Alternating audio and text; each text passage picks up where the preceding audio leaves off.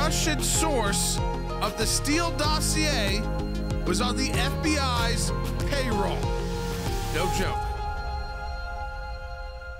Yes, you heard that right. I mean, even that sentence alone, it was tough to get out without kind of laughing. Or am I reading this correctly? Are we really talking about this seriously? So you have the FBI, we now know, because of a filing that was released by John Durham and the Special Counsel's investigation there, into Igor Danchenko. Now, Igor was Christopher Steele's main source for really the nastiest stuff they said about Donald Trump in the Steele dossier. This was the guy. This was the Russian connection. This was the Russian inside source. But here's the problem with the Igor. A couple things. One is, 10 years before he had anything to do with this Steele dossier and Donald Trump was running for president, they wanted to take him down with false information. He was being investigated by the FBI as a Russian intelligence asset in Washington, D.C., because he was working at a think tank and he started to approach people saying, I know people, hey, you're about to get a job in an administration. If you get access to classified information, I know people who will buy that. The only reason that investigation came to an end was Igor fled the United States, returned back to Russia. But then he reared his head again, this time in 2016, with the election and with the Steele dossier back in the United States. But get this, Christopher Steele gets let go from the FBI because he was talking to reporters, violating their code, right? Leaking information. Yeah, that's the true way of saying it. But guess who gets brought on when Steele is pushed out? Igor. So they hire someone they were investigating as a Russian asset to continue, and this is the kicker, Dad, for me, until 2020.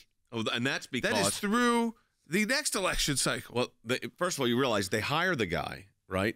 And he's hired, he's paid by our taxpayer dollars. He was investigated, as Jordan said, as a counterintelligence officer for the Russian intelligence. They then hire him to verify the aspects of the Steele dossier. They keep him on payroll until a month before the election 2 years ago. Why? Because if they had him not on the payroll, he's not a human asset, and you could be disclosed to all the government agencies with all the oversight. So what's fascinating for this, when we come back from the break, I am going to read you from the filing of the United States of America versus Danchenko. And Danchenko is accused of lying to the FBI. But it says, in March of, I'm reading this from the document, folks. In March of 2017, the FBI signed up the defendant as a paid confidential human source of the FBI. The FBI terminated its source relationship with the defendant in October of 2020. By the way, where was that in the Mueller report? Did I miss that section about Igor Danchenko? That one I didn't see? Another one of their messes? So this is the continuous practice of this is the Federal Bureau of Investigation leadership doing this.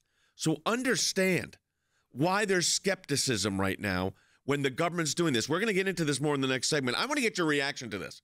We want to hear what you have to say about a Russian spy, basically, or someone accused of being a Russian spy, hired by the FBI and kept on the payroll till after the Mueller report was done. Yeah, this is not a double agent, by the way. This is a guy who was being investigated as a Russian intel asset a decade ago. He flees, he comes back, and now he's at the center of the dossier and, of course, the Special Counsel's investigation.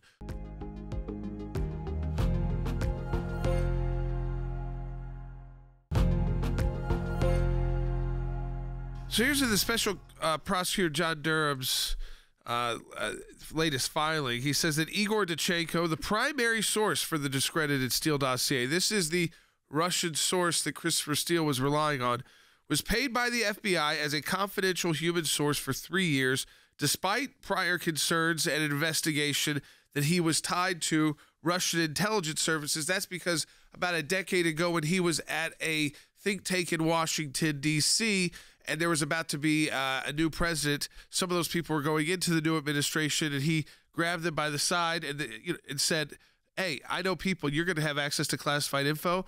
I have people that will pay top dollar for that. Those people then reported him. They did the right thing, reported him, and he fled. But then he comes back. And he comes back right when Christopher Steele is getting pushed out because he's violated department policies of leaking information to the press. So Steele gets pushed out. Who do they bring in to replace Steele? Igor. They bring Igor back. This is someone the FBI was concerned was Russian intel. And they bring him back for what purpose? Up until a month before the 2020 election.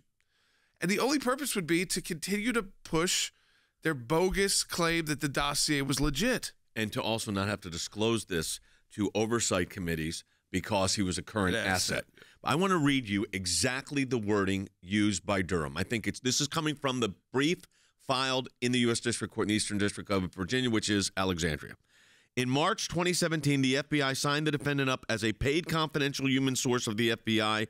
The FBI terminated its source relationship with the defendant in October of 2020. That's a month before the election. As alleged further in detail below, the defendant lied to the FBI agents during several of the interviews. So understand exactly what has taken place here. They hire a guy. They pay him. Mueller was done. And they're still paying him. Ask yourself this question. Why in the world were they still paying him until a month before the 2020 election? How come this wasn't in the Mueller's report? He didn't know about this? I mean, really, please. And they talked about collusion? I mean, there was no evidence of collusion with the Trump campaign and Russia. Yeah, but there's evidence of the FBI kind of colluding with Russia or Russian agents. Yeah, and they thought this guy was a counterintelligence agent for the Russian FSB.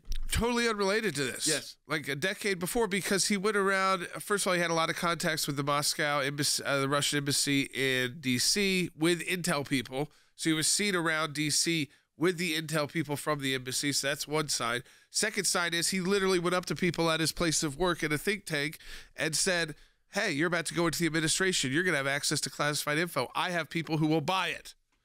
I mean, that's pretty upfront as it gets. And those people reported him, and he fled. So they opened up an investigation that first time, but he fled the country. Let's go to Carolyn in Virginia on line 3. Hey, Carolyn. Hi. This is the first I've heard anything about this. Why are we not hearing about this on the major news network? Because it totally cuts against the narrative of the left. And that was, that Mueller failed only because he couldn't prove beyond a reasonable doubt that there was collusion between the Trump campaign and Russia.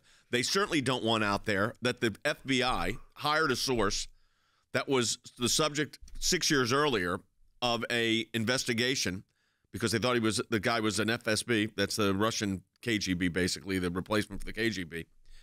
And then they put him on payroll as the consultant informant on the Steele dossier, which none of it is verifiable. And James Comey tells that to the then incoming president in 2017. He says this is unverified. But meanwhile, they hired the guy, kept him on payroll until 4 weeks before the election for president in 2020. So ask yourself, what was he doing during this period of time that he deserved our taxpayer money? So now they've indicted him, which I think Durham's doing the right thing. Where it goes, who knows? But the point is, when Christopher Steele is pushed out, they keep this guy on payroll. Why? Because they don't want him testifying before. They don't want information about him shared with Congress. They don't want it shared with other people as a human source. They say they can protect it. That's exactly what this is. Yeah, we'll go back to the phones. Mike in Tennessee on line 1. Hey, Mike. Thank you so much for taking my call. As a Christian American conservative, the evidence points to the fact that they lie, they cheat, they steal, which makes them crooked. And I don't think we can expect anything different than to see crooked behavior. So here's what's interesting about this, though. This isn't someone saying to the FBI. Now, if the Republicans get the House of Representatives and the Senate, they could do oversight hearings on this, and I'm sure they will. We're going to see what kind of FOIA information we can get out on this, Freedom of Information Act request. But you understand something. This is the United States Department of Justice bringing the case against Igor Danchenko. It's not an internal investigation, as far as we know, of the Inspector General saying, why in the world were you hiring this guy when you thought he was an agent for the Russian government 6 years, 8 years before and paying him taxpayer dollars? And why in the world did you keep him on the payroll until a month before the 2020 election? What possible justification did you have for that? And I think this continues that narrative for Trump supporters when you look at all of the action that's occurred just this week, that there's such bad actors at the top at the FBI, such bad judgment at the FBI. I mean, the fact that you would bring in someone back into the fold who was already investigated as being a Russian agent trying to purchase classified information, and you're going to bring them back into the fold to put together a dossier. You're going to pay them out of taxpayer funds, make them an asset of the U.S. government when you suspected they were not some kind of double asset, but they were actually an asset of the Russian intelligence community. And why on earth this again formed the entire basis for why there was a special counsel investigation. And so we rely on phony Christopher Steele and Igor, the Russian military, the Russian intel agent, and they were paying them with our dollars. And this again, I think it directly relates to what we're seeing right now at the FBI, which is it feels like political persecution of conservatives and certainly people surrounding President Trump. And this idea that we now find out about this. Lord knows who they've got advising them right now. Well, that's the thing you don't know. So what this doesn't get to is who's in charge, who's their sources right now on all this stuff. Because you got to assume that this is an ongoing operation. It's hard to believe that it would not be. But I'm going to tell you this, folks.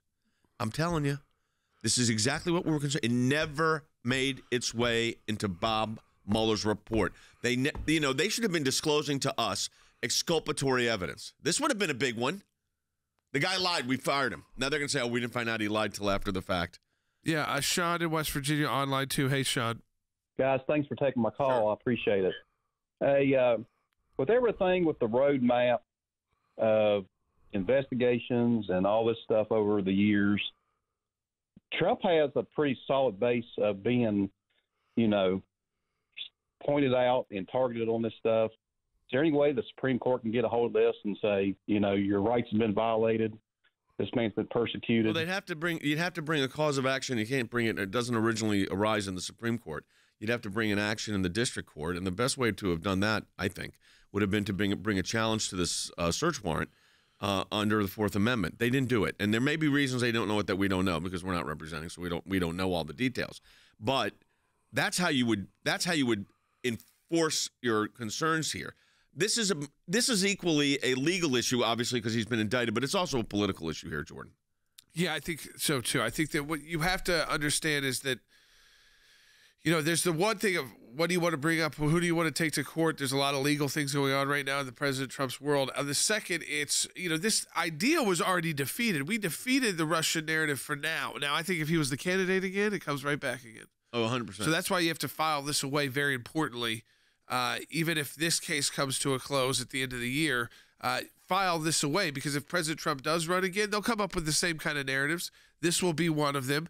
And so I think that's where you go politically. You fight the battles. And what you can do is continue to elect people and really start electing people in mass that the FBI is just not able to pick out 1, 2, 3, 4, because you're telling the FBI, you're telling the Department of Justice, these are the people we want leading our country. I'm going to tell you something, folks, as two of the lawyers that handled this. And none of this was disclosed, Jordan, to us. This was going on. We knew about the Christopher Steele issues, obviously. We knew about Fusion GPS, which is all in this brief. But none of this was disclosed to us. So ask yourself this question. This is what's not. What else do we not know that took place during this time? Whatever your political positions are, it's irrelevant. We live in a constitutional republic. There's due process of law. What else do we not know? That's what I'd like to know. Or find out more about all the work we're doing at aclj.org.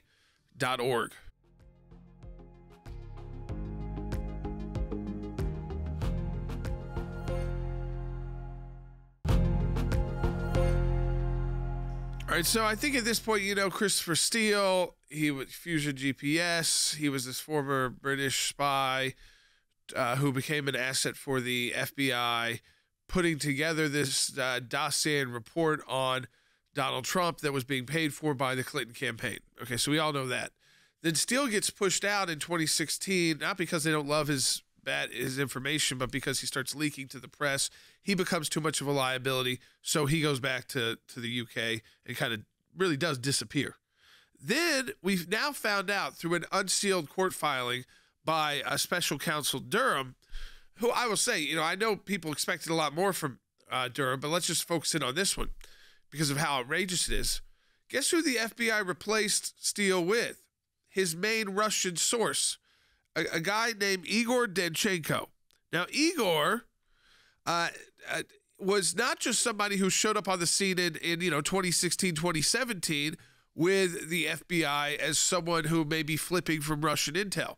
No, in fact, he was being investigated during his time in Washington, D.C. with a D.C. think tank by the FBI because he started approaching his colleagues at that think tank who were about to leave the think tank and enter a new administration and said to them, hey, you're going to have access to classified information. I have people who pay top dollar for that if you're interested. His colleagues report him. He flees the United States. Then, a few years later, 2017. So they don't have Christopher Steele anymore. They need the guy who made the allegations in the dossier. Where's this Russian source? Well, now we know. It's Igor Danchenko, the former Moscow Russian intel a guy who was being investigated for trying to get classified info and buying that from people about to enter an administration, is who they're using as the main source for the most salacious info in the Steele dossier. Yeah, and let me read to you. It says, the FBI learned that Christopher Steele relied primarily on a then U.S.-based Russian national, the defendant Igor Danchenko, to collect information that ultimately formed the core allegations found in the Steele report. It also noted that in July and continuing through December of 2016, the FBI began receiving a series of reports from former British government employee Christopher Steele and his firm. Earlier that year, Perkins Coie, a U.S.-based international law firm acting as counsel to Hillary Clinton's presidential campaign, retained Fusion GPS to conduct research on Trump associates. It then says that from January 2017, listen to this, folks, listen to the dates here, from January of 2017 through October of 2020. Now, Mueller is long done. October of 2020, and as part of its efforts to determine the truth or falsity of specific information in the Steele report. So they are still looking at the Steele report in October of 2020, a month before the election, and the Mueller report had been closed and the report issued, and he'd already testified before Congress? I mean, think about this. Then it says the FBI conducted multiple interviews of the defendant regarding, among other things, the information that he provided to Steele. It then says, and I want to get this exactly as it's written, in March of 2017, so this is 2 months after Donald Trump was sworn in as president of the United States, the FBI signed up the defendant, so they weren't stopping. As a paid confidential human source of the FBI, it means taxpayer dollars went to him. The FBI terminated its source relationship in October of 2020, and the allegation is the defendant lied to FBI agents during their interview process. Folks, none of this was anybody made aware of during the course of the Mueller probe. Are you going to tell me Bob Mueller and his team didn't know about this? That this was that false? They should have opened and they should have never opened Crossfire Hurricane, but it should have been closed immediately. And this just shows you how it reeks. So when I see these guys on CNN, the former FBI directors, assistant directors, please.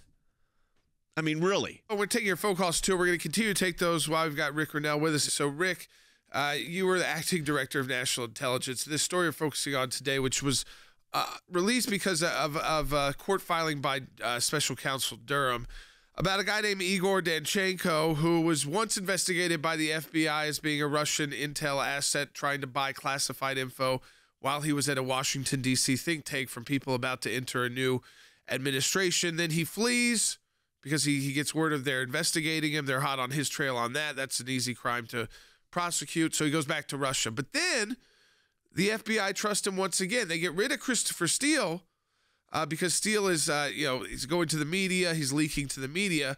So they bring in Danchenko for a multi-year gig as a confidential human source going through 2020. And Rick, this is the guy who supposedly had all the salacious lies, now we know, about President Trump when he was in Russia. This was the source. And yet, even after that first time around, when they knew he was no good, the FBI brings him back on the taxpayer's dime as a confidential source. Look, let's be very clear. Danchenko was hired and paid by the FBI. Well, the FBI absolutely knew that he was a liar. They knew that he had lied so many times they couldn't trust him, but yet they paid him. Now you ask yourself, why would the FBI be paying somebody who they don't trust? And I can't answer that. What I can tell you is that FBI agents rank and file, DOJ officials rank and file, all knew that the Steele dossier was filled with fake news, that Steele himself was compromised and paid by the Hillary Clinton campaign, and that Danchenko was the source for the Steele dossier, and he was not a credible source. Everybody knew that he was a liar. The FBI continued to pay him. Someone in the Senate has got to go crazy with oversight. This is an outrage. American taxpayers were paying a liar. So here's my theory. You asked the question, Rick, why are they paying him? Because as long as he is a human asset, their disclosure, and you were the DNI, Director of National Intelligence, their obligations on disclosure are significantly reduced. That's what I think it is. So what you're touching on, Jay, just to summarize, is that if he's still a paid informant, then he is a source that everything he said, did, or touches can be redacted and covered up, which then means we continue to pay him so that the cover-up is never known to the public that we screwed up. It's a public relations exercise for DOJ and the FBI, who knows that they messed up, but if they continue to pay Danchenko, then they get to say, you don't get to see any of the real truth, any of the information, because we have to keep a source's name covered. It very well could be the reason. Yeah. Let me go to the phones. Connie in Washington State online too. Hey, Connie. Hey, thank you so much for taking my call. So I agree. You're right. This is a bombshell revelation. My question is, why do we have to wait until the Republicans take over the House for oversight to begin in all of this? What happens if the Republicans don't take over the House? You'll have no oversight. That's what'll happen. I mean, Rick, the reality is that the oversight function here is how you get to. We'll file FOIAs on this, but they're going to say ongoing investigations. But I'm having our team look at that. But the truth of the matter is, if the Republicans regain the House or the Senate or the both, this is certainly subject to oversight by the House of Representatives. If the Democrats still control the House of Representatives, however, I mean, let's just be clear. It's not likely that they're not going to do oversight on this because it's embarrassing. No, I think Connie makes a really great point about the problems of oversight and the politicization that we have going on in Congress. And we must have members of Congress on the House and the Senate side that, regardless of how embarrassing it is for Democrats or Republican administration, that they get to the truth.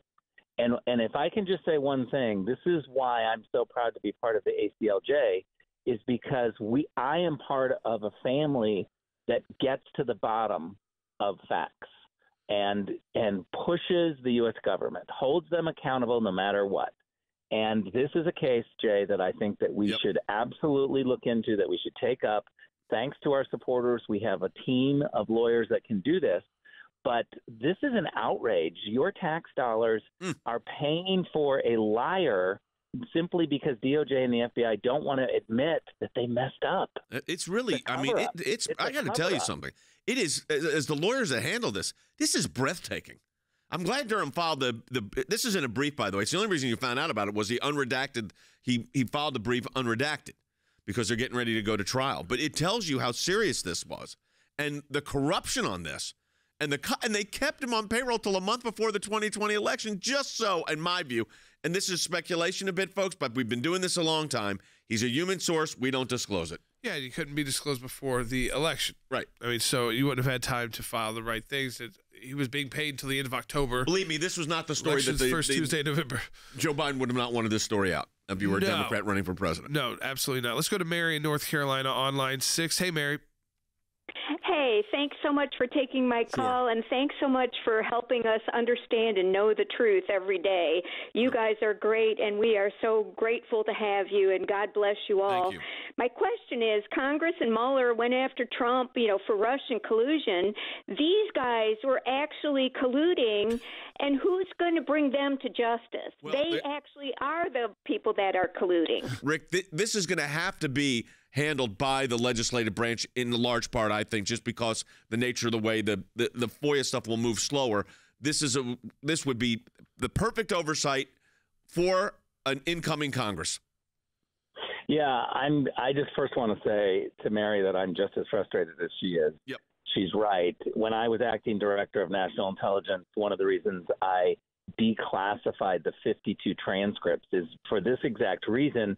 The FBI and DOJ were trying to tell me that I couldn't unredact these transcripts because it would reveal sources and methods. When I went through each one, that wasn't the case. It was a PR exercise. They were covering up their mistakes, not sources or methods. And Jay, I think that you're right. This hunch of why Danchenko would continue to be paid is to protect their storylines, to protect DOJ and FBI's narrative. And so I think if you're hearing our voice, you need to get involved because we need new members of Congress. We need people who actually get to the bottom of it. You cannot rely on Adam Schiff